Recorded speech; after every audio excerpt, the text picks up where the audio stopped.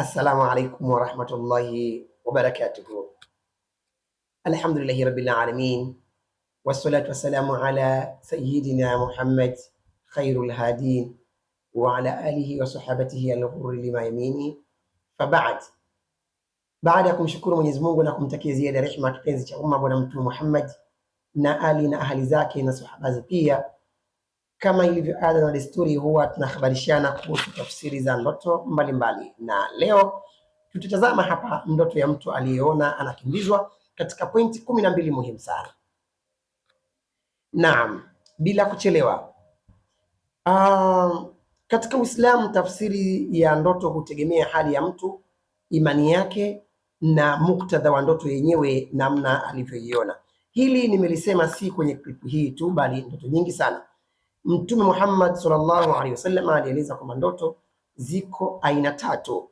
Ndoto njema ambayo hutoka kwa Allah subhanahu wa ta'ala, na hii huonekanwa kama ilivyotokea katika usingizi ndivyo itakavyotokea mchana.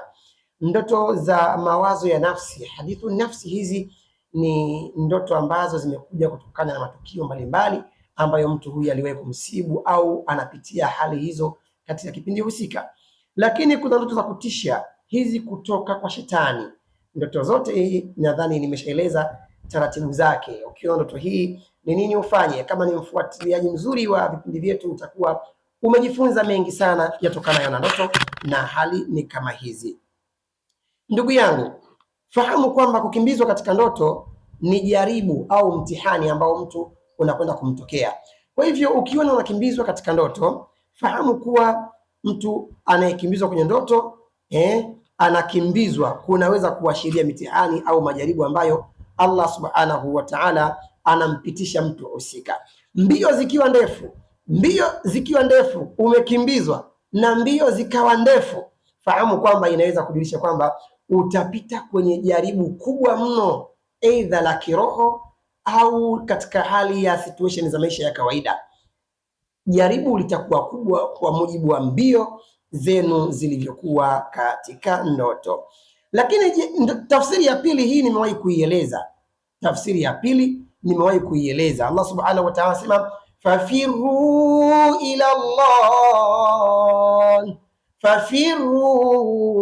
ila Allah baada a'udhu billahi minash shaitani rajim. Allah subhanahu wa ta'ala sema kimbilieni kwake. Kwa hivyo ukiona unakimbizwa katika ndoto ni ishara ya kwamba wewe umetenda dhambi. Hebu kimbilia kwa Mola wako uende ukatubu.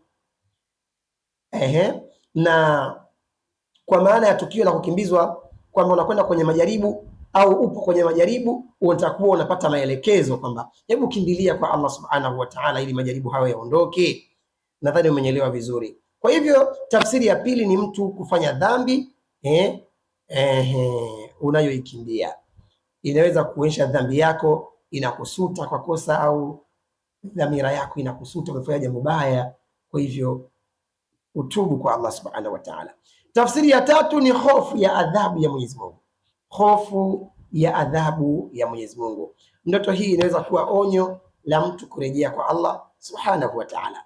Nadhani unanipata vizuri kwa hiki ninachokueleza. Kwa hivyo unaelekezwa ufanye toba. Bado tafsiri hii inatafsiriwa na aya ile ile fafiru ila Allahi.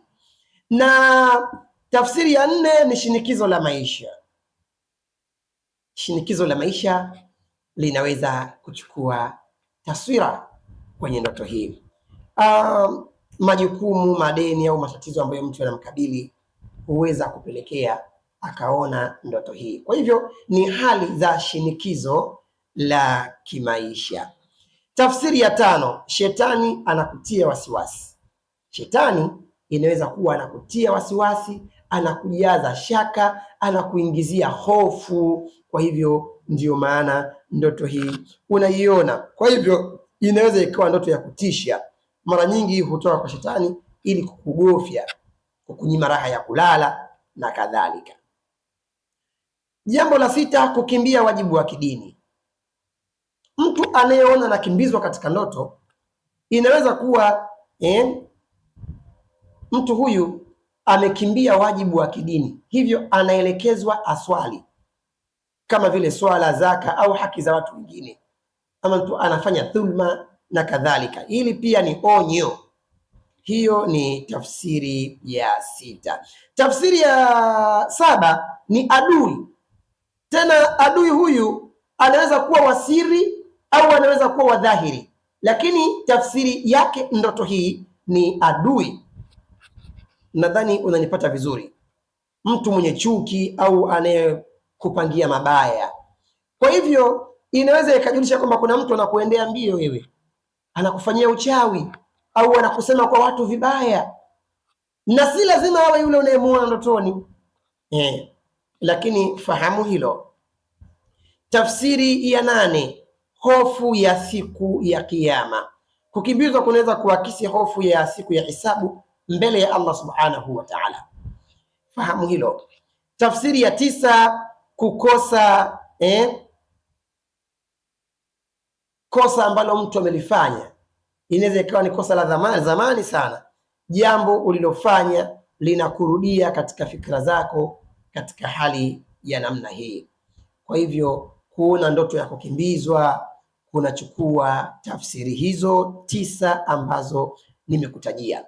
Tafsiri ya 10, ukosefu wa tawakkul, mtu kuto kumtegemea Allah subhanahu wa ta'ala. Mtu kuto kumtegemea Allah kunaweza kuwakilishwa katika ndoto na tafsiri ya kuona mtu anakimbizwa.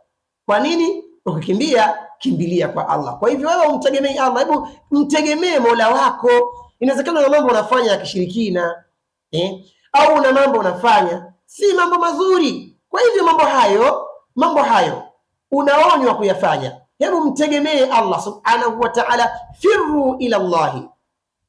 Nielewa vizuri Kwa hivyo tafsiri ya 11 inaweza ikawa onyo la kuchukua tahadhari, kwamba unakumbushwa wewe uwe makini na maamuzi yako. Uwe makini na maamuzi yako. Hata kama mtu amekuletea habari unataka kuchukua maamuzi, sasa unaambiwa kwa ndoto hii ya kukimbizwa kwamba hebu tafakari kabla ya kutenda. Kagua. Mtu anapokuletea habari, kagua, je, maamuzi yako yatakuwa sahihi au si sahihi? Kwa hivyo tafsiri ya 11 unaambiwa kuwa na tahadhari na maamuzi yako. Tafsiri ya 12, ndoto hii inaweza kujulisha kuwa kwenye msongo wa mawazo, stress, kujisemea wazungu, make lugha ya watu hiyo. Ndoto ya nafsi kutokana na mawazo mengi inaweza ikaja hivi. 13, kukimbia haki ya mtu. Huenda unadaiwa au umemdhulumu mtu mwingine. Hili nimezungumza hapa, nimejazia nyama. Nimezungumza kule kwenye tafsiri namba ngapi? Kwenye tafsiri namba 4 nilipotaja shinikizo niliweka pia mfano huu, lakini pia tafsiri namba 13 inaweza ikachukua kwa maana nyingine tena, kukimbia haki ya mtu mwingine kama vile malezi na kadhalika. 14, mapambano ya ndani ya imani, vita kati ya matamanio na uongofu kwenye nafsi yako. Kuna muda unatamani ujimoe kwenye dhambi au kwenye mambo ambayo unayafanya, lakini kuna muda nafsi inasema inakinzana kivingine. Haya yote haya huja yakajulishwa na ndoto ya kukimbizwa katika ndoto. Kwa hiyo ni vita ya nafsi yako, na hii ndio vita kubwa kabisa katika vita ambazo amezitaja Bwana Mtume Muhammad sallallahu alaihi wasallam, jihadun nafsi. Namba 15, wito wa kufanya dua na dhikri. Ukiwa umejisahau ufanye dua, ufanye dhikri, ni rahisi kuona unakimbizwa katika ndoto. Muhimu katika Uislamu, ndoto mbaya ukiona unatakiwa upulize mkono wa kushoto, alafu useme a'udhu billahi minash shaitani rajim, alafu ugeuke kutoka upande uliolala ulalie upande mwingine. Ubavu wa kulia utalia kushoto, ni hivyo. Lakini ndoto njema, mshukuru Allah subhanahu wa ta'ala, shukuru Allah upande wako wa kulia, tufanye tatfili vile vile, kisha namshukuru Allah subhanahu wa ta'ala na uombe itokee ndoto hiyo. Kwa hivyo tafsiri sahihi hutegemea hali ya mtu binafsi. Ndio maana tunasema wewe ukiona, hebu tuulize umeionaje ndoto yako, ili tukujulishe. Lakini pia sisi tuna changamoto mbalimbali, ndio maana tunapotea mara kwa mara, japokuwa tuna changamoto nyingi sana, ndio za vifaa, changamoto za kupata intaneti. Tuchangieni, namba za simu maziona kwenye kioo hapo. Tuchangieni ili tuendelee kufanya darasa hizi, tuendelee kufanya masomo mbalimbali. Tunahitaji nguvu kidogo na nguvu yetu ni ndogo, kwa hivyo tuwezesheni kwa kiupato ili mambo yaende. Pia tukukaribishe hapa Al-Qist Herbal Healing Center Tabata Kimanga, kituo chama, mtaa wa Magufuli au the place. Ukiuliza karibu na mnara ndipo tulipo. Karibu hapa, tutatue shida pamoja. Watu wenye maradhi mbalimbali, matatizo tukanayo na uchawi, hasadi, chuki, tunazo njia tunaweza kukushauri za kufanya ili kufikia lengo.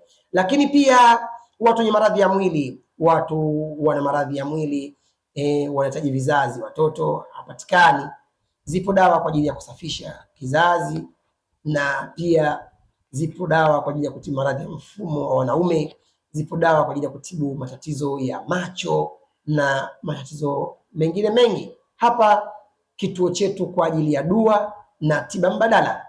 Karibuni sana huku ili tuweze kufanya majambo yaende, yale ambayo hayaendi sawa sawa biidhnillahi taala tunafanya dua, biidhnillahi taala tunatoa dawa. Kutafuta tiba ni jambo la wajibu, lakini kupona ni kadari ya Allah subhanahu wa ta'ala. Dawa ambayo tumempatia mtu mwingine akapona, kuna wengine hawakupona kwa dawa hiyo. Kwa hivyo usikate tamaa katika tiba. Hivi basi, kama unasumbuliwa na changamoto mbalimbali za maradhi mbalimbali, ndoto mbaya, au unataka ushauri, tuko pamoja hapa. Karibu Al-Qist Herbal Healing Center. Assalamu alaikum wa rahmatullahi wa barakatuh.